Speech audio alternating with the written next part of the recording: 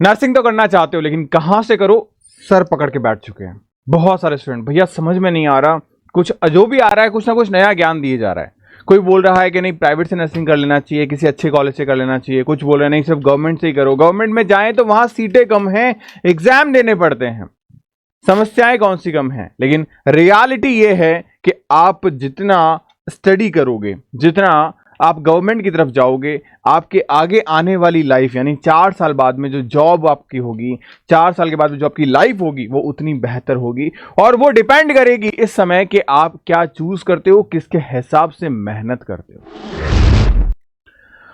AIIMS में nursing करना चाहते हैं या नर्सिंग करना चाहते हैं, कहां से करें और कैसे करें ये समझ नहीं आ रहा। क्लास 12 का एग्जाम दिया अभी जस्ट, और बहुत सारी चीजें ऐसी है जो हमें लगता है कि यार हमें करनी चाहिए, बट प्रॉपर्ली कोई गाइड करने वाला नहीं है। तो ये वीडियो सिर्फ और सिर्फ आपके लिए, इस वीडियो को पूरा प्रॉपर ढंग से देखिएगा। मोस्ट वेलकम है आप सभी का एक बार फिर से एम्स नर्सिंग इंस्टीट्यूट के शानदार प्लेटफॉर्म पे। मैं आपका मेंटर, आपका बड़ा भाई जय, हमेशा की तरह कुछ इन्फॉर्मेटिव एंड कुछ एंगेजिंग लेके आ चुका हूं। तो पहली बार देख रहे हो तो वीडियो को लाइक एंड सब्सक्राइब जरूर करिएगा। स्टार्ट करें सबसे पहले ये टेलीग्राम चैनल जहां पे हर एक छोटी बड़ी अपडेट्स आपको मिल जाती है, तो इसको ज्वाइन एंड फॉलो जरूर करिए, क्योंकि यहाँ पे ढेरों सारी पीडीएफ फाइल मैं आपको प्रोवाइड कराता हूँ शॉर्ट नोट्स के तौर पे।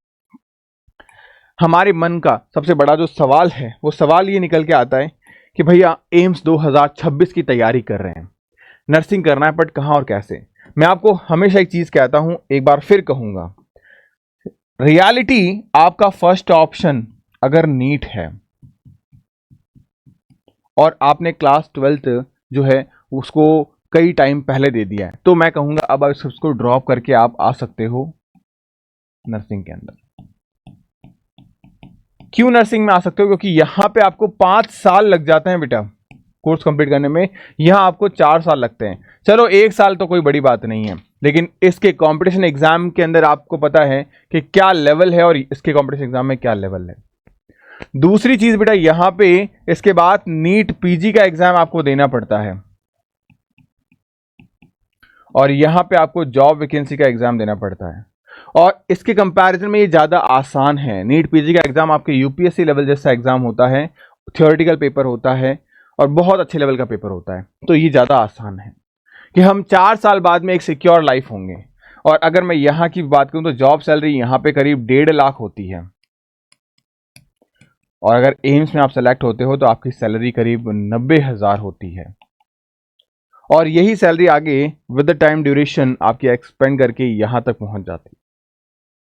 इसके अलावा भी आपके पास नर्सिंग में ऐसे ऑप्शंस हैं जैसे कि एमएनएस मिलिट्री नर्सिंग सर्विसेज, जहां आपकी सैलरी बेटा 2.25 लाख तक जाती है, जो कि एक एमबीबीएस डॉक्टर की भी फिलहाल नहीं है। तो एक अच्छी अपॉर्चुनिटीज मिल जाती है नर्सिंग के अंदर, एक सिक्योर लाइफ है। अभी जब तक लोग अवेयर हो रहे हैं उससे पहले आप यहां पहुंच जाओ तो बहुत बेहतर है आपके लिए। उसके बाद जो बच्चों का मेन डाउट आता है कि नर्सिंग ही क्यों करें, और अगर करनी है तो एम्स से ही क्यों करें। सबसे पहली बात, एम्स एक सेंट्रल इंस्टीट्यूट है, और सेंट्रल इंस्टीट्यूट होने के फायदे ये हैं कि ये बेस्ट है। क्यों बेस्ट है? यहां की एकेडमिक्स अच्छी है, यहां का एक्सपोजर अच्छा है।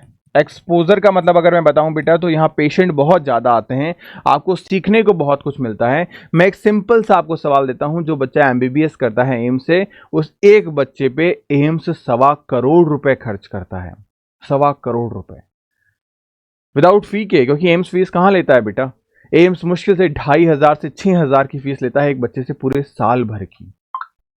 और तो ये आप सोचो उसमें उस दौरान उस बच्चे पे 1.25 करोड़ रुपए खर्च किए जाते हैं।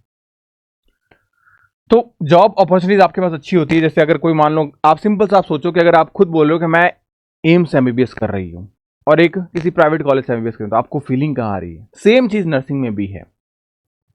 एम्स का ग्लोबल रिकॉग्नाइजेशन है, मतलब पूरी दुनिया जानती है इसके बारे में। यहाँ पे सैलरी बेटर है, मैंने आपको बताया, और सिक्योर करियर है कि यहां से करने के बाद में अगर आपकी गवर्नमेंट जॉब नहीं भी जाते हो ना, लगेगी तो पक्का, बट नहीं भी जाते हो ना, तब भी बेटा आपको प्राइवेट वाले 25-30 हजार रुपए देंगे, जो बाहर प्राइवेट वालों को 5-7 हजार 10 हजार रुपए देते हैं। क्यों? उन्हें पता है ये एम्स का बंदा है, इसको सीख क्या है कुछ, ये एक डॉक्टर के काबिल है ये बंदा, ये उन्हें पता है। Exposure to advance medical science, आपको एक्सपोजर मिल जाता है एडवांस मेडिकल साइंस का। क्यों? क्योंकि वहां पे बहुत सारी रिसर्च होती है, बहुत सारे इक्विपमेंट्स होते हैं, तो आपको कहीं बाहर भटकने की जरूरत नहीं पड़ती। आप कई जगह देखते हो कि आपको बोला जाता है कि ये डायग्नोस्टिक्स तो यहाँ नहीं होगा, बाहर रिपोर्ट जाएगी। लेकिन एम्स में ऐसा कोई सीन नहीं है, सब कुछ वहीं होता है। तो ये बेस्ट चीज़ें हैं। उसके बाद स्टूडेंट के माइंड में बहुत सारे कन्फ्यूजन्स आते हैं। कन्फ्यूजन्स में क्या, तैयारी कहाँ से कैसे शुरू करें, कोचिंग करनी चाहिए या सेल्फ स्टडी इनफ है, कौन कौन सी बुक्स फॉलो करें, या एम्स नर्सिंग एंट्रेंस एग्जाम का पैटर्न कैसा होता है। अगर हम सोच लेते हैं चलो नर्सिंग करनी है और एम्स से ही करनी है तो कैसे, राइट नाउ अब हमारे पास में क्या क्या ऑप्शंस निकल के आते हैं। तो मैं बताऊंगा कोचिंग अगर करनी चाहिए या नहीं करनी चाहिए, डिपेंड करता है आपकी प्रैक्टिस, आपके सेशंस पे। अगर आपने पढ़ रखा है, आपने ड्रॉप ले रखा है और आप कंसिस्टेंसी, रेगुलरिटी मैं कहूंगा आपके अंदर है, तो कोई इशू नहीं है। अगर आप रेगुलरिटीज आपके अंदर है तो आप आराम से कर सकते हैं, क्योंकि कंसिस्टेंसी या रेगुलरिटी ही एक ऐसी की है जो आपको सिलेक्शन दिलवा सकती है। अगर इसको आप फॉलो करोगे डेफिनेटली आपका सिलेक्शन हो जाएगा। और अगर आप फ्रेशर हो, आप ये चीज़ें नहीं कर पा रहे, तो डेफिनेटली आपको कोई कोचिंग ज्वाइन करना चाहिए। इसलिए नहीं कि वो कोचिंग बेस्ट है, इसलिए क्योंकि आप रेगुलर रह पाओगे। क्योंकि फिर मैं कह रहा हूं रेगुलरिटी ही आपकी की है जो आपको सेलेक्ट करवाएगी। एक दिन 18 घंटे पढ़ने से सिलेक्शन बिल्कुल भी नहीं होगा, ये बात आप भी जानते हैं, बिल्कुल नहीं होगा। लेकिन किसी एक दिन आपका सिलेक्शन तब होगा जब आप हर रोज अपना अपना समय बांट रहे हो। तो रेगुलरिटी बहुत जरूरी है। अब कोचिंग कौन सा चूज करें भैया, क्या आप कहीं कोचिंग ज्वाइन कर लूं, ऐसा कोई कंपल्सरी नहीं है। आपकी फ्रीक्वेंसी जहां अच्छी लगती हो, आप फिजिकली मतलब आप ऑफलाइन पढ़ना चाहते हैं, आप ऑनलाइन पढ़ना चाहते हैं, वर्चुअल पढ़ना चाहते हैं, जैसा आपको अच्छा लगे आप पढ़ सकते हैं। बस आपकी स्टडी होनी चाहिए। हम लोग भी डेफिनेटली नीट के लिए भी पढ़ाते हैं, बीएस नर्सिंग के लिए भी पढ़ाते हैं, आगे नॉर्थ सेट के लिए भी पढ़ाते हैं। बट मेन जो इंपॉर्टेंट चीज है वो यही है कि आप पढ़ना कैसे चाहते हैं, आप पढ़ कैसे सकते हैं, ये मैटर करता है। कौन कौन सी बुक्स फॉलो करनी चाहिए, स्पेशली अगर मैं एम्स के लिए बात करूं तो आपको जो नई वाली एनसीईआरटी है हमारी, ये आपको फॉलो करनी चाहिए। और सिर्फ नई वाली एनसीईआरटी इसलिए नहीं कि यार हमें एम्स के एग्जाम का सिलेबस कंप्लीटली उसी में, ऑलमोस्ट इंडिया के सारे एग्जामिनेशन का सिलेबस इसी से उठ के निकल के आता है। स्पेशली आपके एम्स का तो है ही है, इससे बाहर कुछ नहीं पूछा जाता। एक एडिशनल सब्जेक्ट आपके एम्स में और आता है, इसको कहते हैं जनरल जीके या जनरल अवेयरनेस। 10 क्वेश्चन इसके पूछे जाते हैं, मैटर करते हैं ये 10 क्वेश्चन, और बहुत सिंपल क्वेश्चन होते हैं। हम बच्चों को पढ़ाते हैं हमारे बैचेस के अंदर, एक single question out of the box नहीं आता, आउट ऑफ द 100 क्वेश्चन। तो सारी चीजें आपके लिए जरूरी हैं। अब एम्स नर्सिंग एग्जामिनेशन का पेपर पैटर्न कैसा है, बहुत सिंपल पेपर पैटर्न है। Physics chemistry bio, physics chemistry bio and GK पूछी जाती है। हर सब्जेक्ट का इक्वल वेटेज है, 30-30 क्वेश्चन यहाँ पूछे जाते हैं और यहाँ 10 क्वेश्चन। अगर मैं बात करूं नेगेटिव मार्किंग की तो यहाँ होती है -1/3 नेगेटिव मार्किंग होती है। अगर आप नहीं समझ पा रहे -1/3 नेगेटिव मार्किंग क्या होती है तो मैं आपको बता दूं, -1/3 नेगेटिव मार्किंग का मतलब होता है 3 क्वेश्चन गलत करने पे 1 मार्क्स कट जाएगा। भैया ये तो ठीक है, पेपर हिंदी और इंग्लिश दोनों के अंदर होता है और सीबीटी मोड में यानी कंप्यूटर बेस्ड ऑनलाइन टेस्ट होता है, तो ये चीज़ भी अच्छी है। अब भैया ये सब तो ठीक है, मत मुझे बताओ पेपर का लेवल कैसा आता है। अगर मैं बात करूं 2025 को लेके तो पेपर बहुत इजी आया था और हमेशा ही ऐसा ही रहता है। ऐसा नहीं कि जैसे नीट का पेपर आता है वैसा रहता है, बहुत आसान पेपर रहता है। अगर आप ढंग से पढ़ लो, अच्छे ढंग से, आपने सिस्टमैटिक वे से चीजें पढ़ रखी हैं, कोई कचरा नहीं कर रखा आपने, तो डेफिनेटली आप बहुत प्यार से सेलेक्ट हो जाओगे। क्योंकि एग्जामिनेशन आप देखते हो कुछ डॉक्टर्स जो होते हैं उनको पेशेंट की समझ में आ जाती है, हमें एक वर्ड बोलते हैं नाड़, मतलब नस समझ में आ जाती है। सेम अगर आप एग्जामिनेशन की नस समझ गए ना कि यार ये क्वेश्चन यहां से पुटअप करता है, इस लेवल के क्वेश्चन पुटअप करता है, definitely you can crack your exam self study. ये ध्यान रखना आप। तो आप सेल्फ स्टडी से भी एग्जाम को क्रैक आसानी से कर सकते हो। बट सेल्फ स्टडी में एक ही बस सबसे बड़ी दिक्कत आती है और वो है रेगुलरिटी। हम पढ़ते हैं 5-7 दिन, एक गैप आता है, फॉल डाउन कर जाते हैं, 10 महीने पढ़ते नहीं है।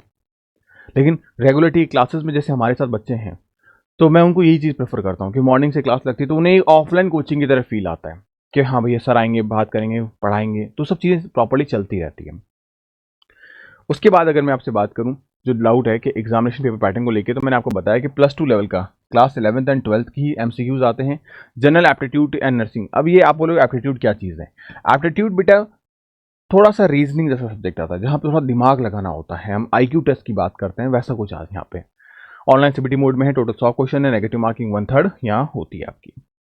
उसके बाद परफेक्टली तैयारी कैसे करें। अगर हम तैयारी करने का सोच लें भैया, आपकी बात मान के इस वीडियो को देख के, तो तैयारी, परफेक्ट तैयारी कैसे होती है। परफेक्ट तैयारी होती है आप एनसीईआरटी पे स्ट्रांगली कमांड करो, एक एक पॉइंट क्लियर होना चाहिए उसका।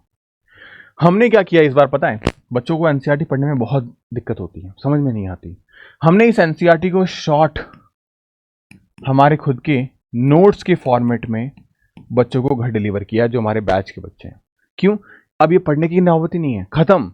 चाहे फिजिक्स हो, चाहे केमिस्ट्री हो, चाहे बायो हो, चाहे जीके हो, हमने उनको नोट्स प्रोवाइड करवा दिए हैं। कौन से नोट्स प्रोवाइड करवा दिए भैया? हमें देखने हैं आपके नोट्स, ये नोट्स है वो। इन नोट्स को हमने प्रोवाइड करवा दिया है। फिजिक्स, केमिस्ट्री, बायो, ये सारी चीज़ें 6 के 6 किताबें आपको आपके घर पे मिल जाएगी। तो चीज़ें आसान हो गई हमारे लिए। और जब एक बार चीज़ें आसान हो जाती हैं तो अपने आप सिलेक्शन आसान की तरफ चला जाता है। तो इस पे कमांड करो, पीवाईक्यू पेपर्स को करो। पीवाईक्यू पेपर्स कैसे करें भैया? हमें तो कहीं मिलता ही नहीं। अगर आप कह रहे हो सीबीटी मोड में, पीवाईक्यू पेपर्स भी आपको हमारे एप्लीकेशन के ऊपर आपके बैच में मिल जाएंगे। मैं खुद आपको प्रोवाइड करवाता हूँ, मेमोरी बेस्ड जो पेपर होते हैं वो आपको प्रोवाइड करवाता हूँ। एप्टीट्यूड प्लस जीके को इग्नोर मत करना। क्यों? क्योंकि मैंने क्या कहा था, 10 क्वेश्चन, और जिस हिसाब से पेपर का लेवल इतना अच्छा आता है कि हर बच्चा आज अटेम्प्ट कर सकता है, तो वहाँ पे एक एक मार्क्स हमारे लिए मैटर करते हैं। क्योंकि एक मार्क्स कमाया हमें बहुत बेहतरीन एम्स मिलने वाला था, लेकिन भोपाल एम्स से सेटिस्फाई होना पड़ेगा। भोपाल मिलने वाला था, भटिंडा से सेटिस्फाई होना पड़ेगा। भटिंडा मिलने वाला था, बीबी नगर सेटिस्फाई होना पड़ेगा। तो कहीं ना कहीं एक एक मार्क्स मैटर करता है, क्योंकि हर कोई चाहता है कि यार वो दिल्ली जाए, वो ऋषिकेश जाए।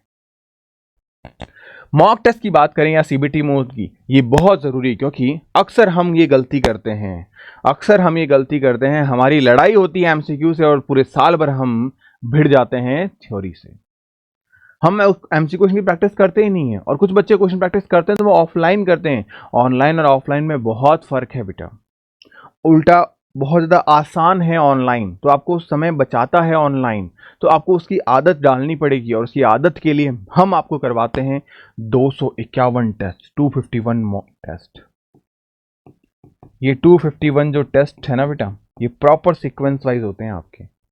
यानी पहले बायोलॉजी के चैप्टर्स होंगे, फिर फिजिक्स के होंगे, फिर केमिस्ट्री होंगे, फिर इनके कंबाइंड चैप्टर्स आएंगे, और फिर आपके पास एडिशनल सब्जेक्ट्स होंगे, जीके का, नर्सिंग एप्टीट्यूड का, इंग्लिश का, और फिर आपके पास में होगा मॉक टेस्ट। उस मॉक टेस्ट में 50 मॉक टेस्ट होंगे।